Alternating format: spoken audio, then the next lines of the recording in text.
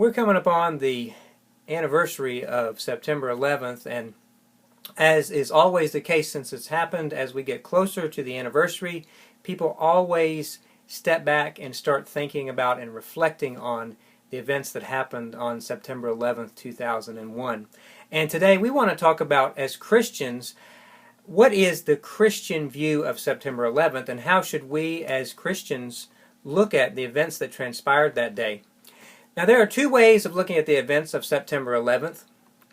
The common view is that a religious fanatic named Osama bin Laden planned the hijacking and crashing of several airplanes in order to wage an Islamic war against the nominally Christian West.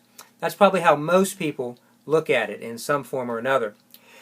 But there is a second Christian view that attempts to look at it through the lens of the Scriptures, and that's what we want to talk about today. Now, the Christian view looks at the event and views it as God was using an ancient principle of speaking to his disobedient children via the means of violent and destructive foreigners. Now, we see this in the Scriptures in the nation of Israel. Let's go back to the 8th century Israel as an example. In the 8th century BC, the nation of Israel was being harassed by the nearby Assyrian Empire. And so what we have going on at that time is that we have God's people being harassed by idol worshippers who worship false gods. Now, these Assyrians, they are not people who worshipped Yahweh and Yahweh alone.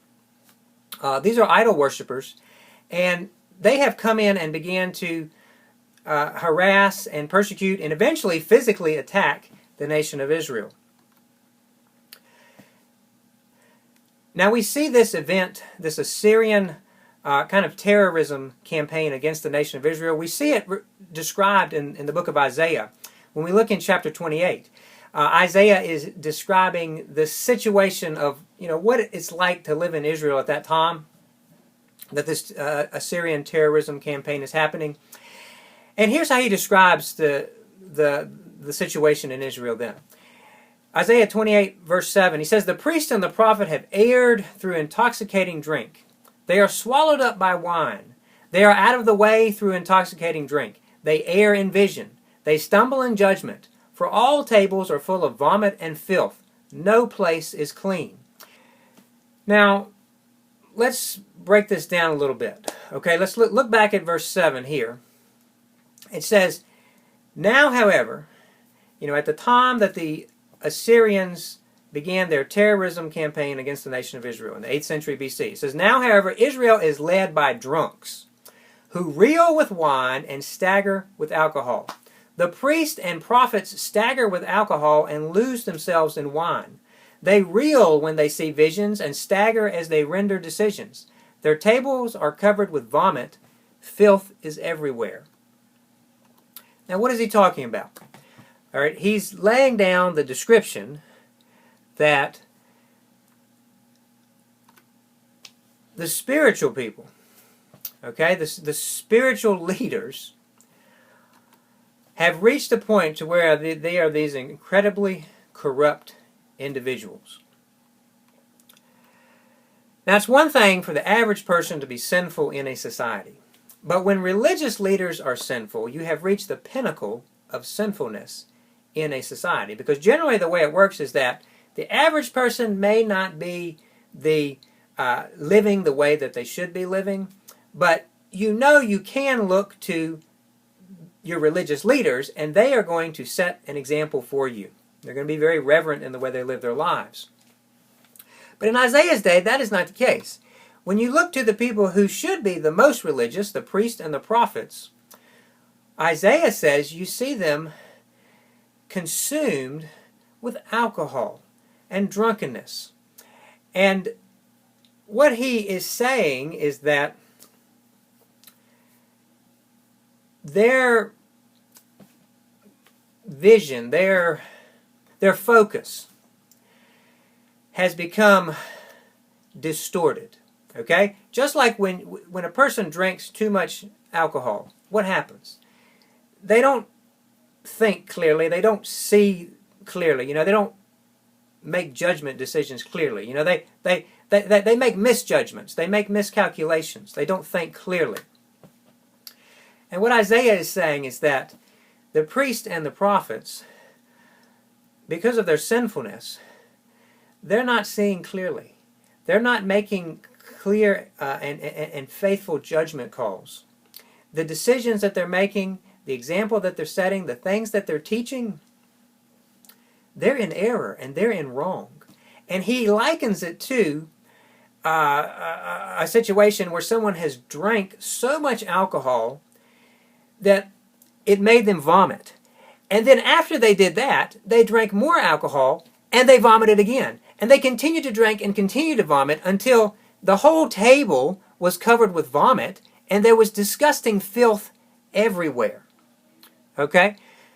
So, again, it's one thing in a society when you look at the average person, you're like, okay, the average person is not living the way that God calls them to live. But when religious leaders are sinful, you know that you have reached the pinnacle of sinfulness in a society, because they are the ones who are supposed to be the example. And obviously when religious leaders set a bad example, it spills down to everybody else. Okay? So that is the backdrop, the background of what is going on in this 8th century BC Assyrian terrorism campaign that is directed towards the Israelis. Now, in Isaiah 28, now let's look at verse 9. Here's what the common people are saying, okay? They say, "Who does the Lord think we are?" They ask. "Why does he speak to us like this? Are we little children just recently weaned? He tells us everything over and over, one line at a time, a little here and a little there." Okay? And so, what that is referring to is that it's talking to how God makes it very plain to us what he expects of us. Okay? As a society, as humans. Okay? Everybody knows the difference between right and wrong. Deep down. That's in our conscience. You know, the Bible in Romans chapter 2 talks about God puts that in our heart. And so deep down, everybody knows the difference between what is right and wrong. Everybody knows the good thing and the bad thing to do. Now, sometimes people turn their heart away from God, and that little voice becomes dim. But at the end of the day, the Bible says everybody knows the difference between what is right and what is wrong. On some basic level, at least. Okay? So God makes it very plain to us. But what do the people say? They say, "Who does the Lord think we are? Why does he talk to us like we're little children? He tells us over and over again, don't do this, don't do that, do this, don't do that." You know, a little here and a little there. And so, what the people are in this 8th century Israeli example, what they are doing is they're doing the same thing they do today. It's that even though we know what is right and what is wrong, and even though God sends circumstances into our life to reinforce that, you know, he gives us the scriptures, he has us scrolling through Facebook and someone has posted a Bible verse that reminds us of and reinforces what we know in our heart is the right thing to do. He has us end up in conversations with people at work or neighbors or friends that tell us what we need to do. Even though we are constantly bombarded with, in a good way, and it's a good thing, even though we're constantly having those reinforcements sent to us by God, reminding us what we need to do, people do not like to hear it. And this is especially true for people that are disobeying God in some area. If they're not honest people, well, they don't want to hear about lying. You know, if they're not moral people, well, they don't want to hear about immorality, and so forth. So people just kind of get upset. They're like, we just don't want to hear this anymore. Okay, we've heard it enough. You know, it comes to a place and a time and a point like that where people are like, we don't want to hear that anymore. Stop reminding us about what the Bible says. Stop reminding us about the difference between right and wrong. All right, so then we get to verse 11, the next verse, and we see what happens when a society says, I don't want to hear it anymore. Well, in verse 11, God explains that he speaks another way. He says, verse 11, so now, God will have to speak to his people through foreign oppressors who speak a strange language.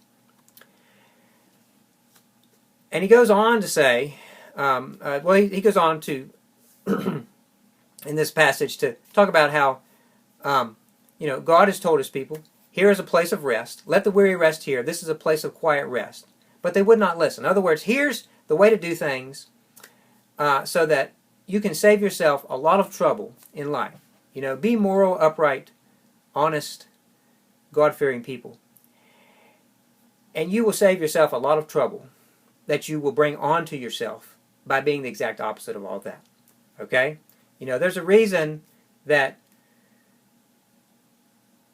drug dealers have a tendency to die young. Okay? It's because they're not living the way that God calls us to live. They end up bringing all kinds of problems into their life. And they end up reaping what they sowed. Oftentimes in this life at a young age. Okay? But people don't want to hear it. And it says, so the Lord will, verse 13, so the Lord will spell out his message for them again, one line at a time, a little here and a little there, so they will stumble and fall. They will be injured, trapped, and captured. All right? And this is all tied in back to verse 11. Okay? And this is the main point that I want you to get from this, is that, so now God will have to speak to his people through foreign oppressors who speak a strange language. All right? So here's what is going on. Here's what was going on in the 8th century Israel. Israel is experiencing a terrorism campaign from their neighboring Middle Eastern country of the Assyrian Empire. And the reason for that, which is very clear from the book of Isaiah, is that when people refuse to listen to what God has spoken to us already, either through our hearts or through circumstances, through the scriptures, through other people, through pastors, through other leaders. When we refuse as a nation to listen to God, the principle that is set forth in the book of Isaiah is that he then speaks through foreign oppressors. All right, look back at verse 12. It says, so now God will have to speak to his people through foreign oppressors who speak a strange language. All right, the people didn't want to hear the truth.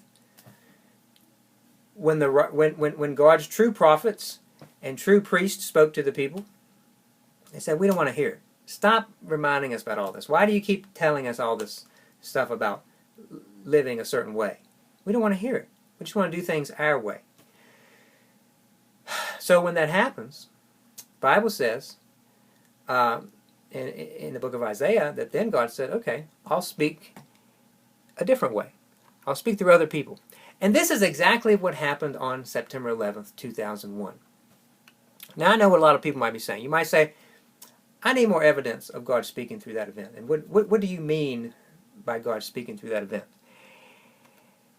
And I do have some pretty strong evidence. And I want you to look at this. And I think most people have never heard of this and don't know about this. Shortly after the September 11th attacks, Osama bin Laden wrote a letter explaining why he did what he did. And that letter is very telling. It's very shocking. And I think it really should make us all feel uncomfortable as we read it. Now, obviously, bin Laden is a Muslim. And his letter is filled with references to Islam. But I'm going to try and take those out because as non-Muslims, we have the tendency to let those outshine everything else that Muslims say. And I want you to hear what Osama bin Laden was saying as he attempted to answer the question as to why he did what he did without focusing on the references to Islam. Okay. This is called Bin Laden's Letter to America, and it was published, I think, maybe several weeks or 6 weeks or so after the September 11th attacks in 2001. He begins by saying, some American writers have published articles under the title, On What Basis Are We Fighting? These articles have generated a number of responses, some of which adhered to the truth, and others which have not. Here we wanted to outline the truth. As an explanation and warning, we form our reply based on two questions directed at the Americans. Question 1, why are we fighting and opposing you? Question 2, what are we calling you to, and what do we want from you? All right, now I'm just going to summarize the answer to the first question. He discusses U.S. foreign policy in the Middle East. And he says that is why we're fighting the United States and opposing us. All right, you can read that and look at that yourself. But what really caught my attention is the answer to question 2. He says, what are we calling you to, and what do we want from you? And here's what he says.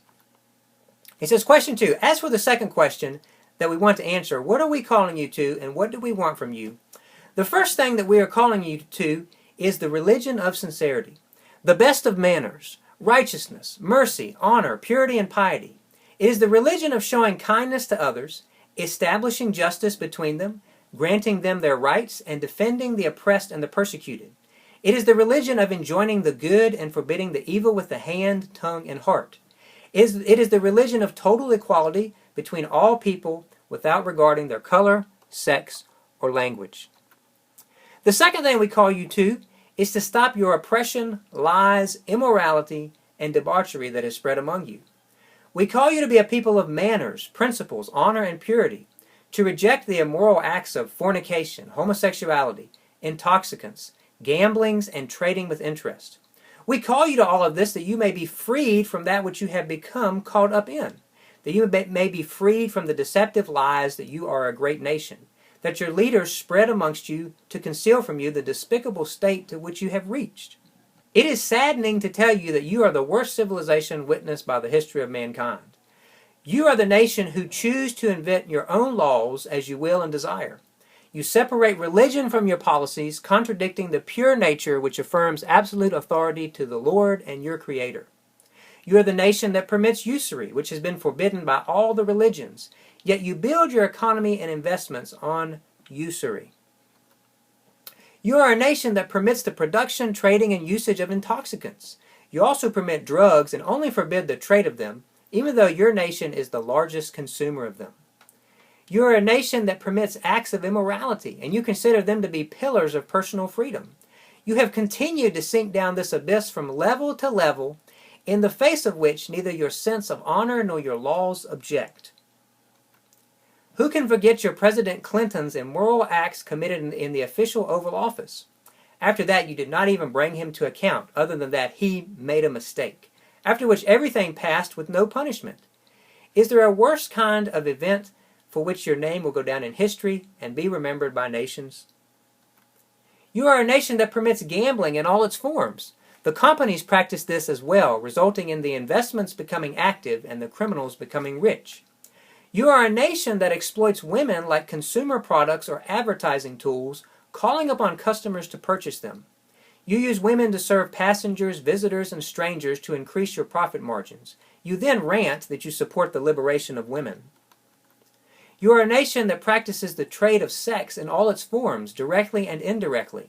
Giant corporations and establishments are established on this under the name of art, entertainment, tourism, and freedom, and other deceptive names you attribute to it. And because of all this, you have been described in history as a nation that spreads diseases that were unknown to man in the past. You have destroyed nature with your industrial waste and gases more than any other nation in history. Despite this, you refuse to sign the Kyoto Agreement so that you can secure the profit of your greedy companies and industries.